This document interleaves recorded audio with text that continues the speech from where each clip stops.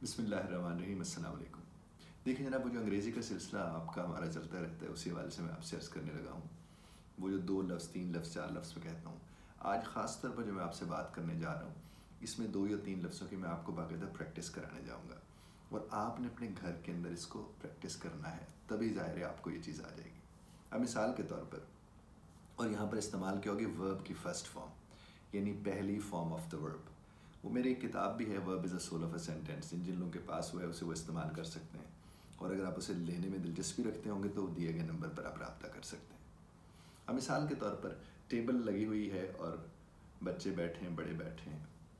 वहाँ पर आपने अगर किसी को कहा पानी पियो या पानी पी लीजिए, तो आप उसे क्या कहेंगे?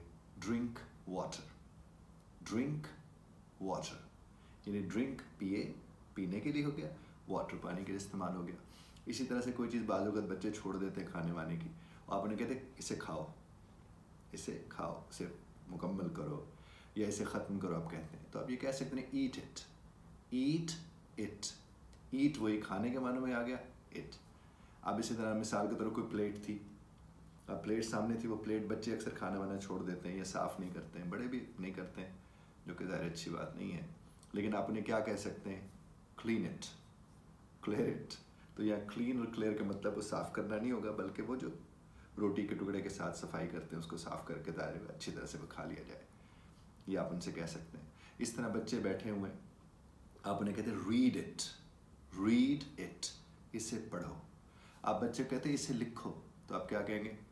Right it. वो रीड इट था, राइट इट कह देंगे। इसी तरह से आप उसे कहते हैं वॉच दिस, वॉच दिस, इसको देख डालिए। वॉच दैट, उसे देख डालिए।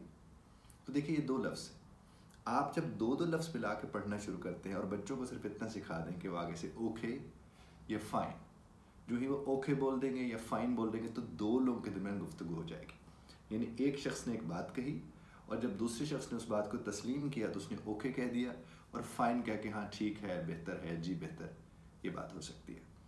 इसी तरह से आप देखिए, आप अपने बच्चों से कहते हैं या बड़े से किसी गो देयर, गो देयर यानी वहाँ जाइए, कम हेयर यानी यहाँ पर आइए।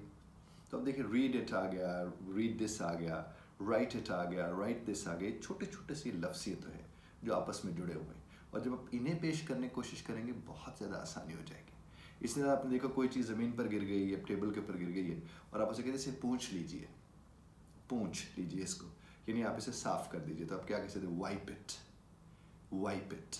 इसी तरह से अगर कोई लफ्ज़ उसने लिखा, वो जो कच्ची पेंसिल से, लेड पेंसिल जिसे कहते हैं, उससे उसने लिखा, आप उसे कहते हैं इरेज इट, इरेज इट यानी इसको मिटा दीजिए।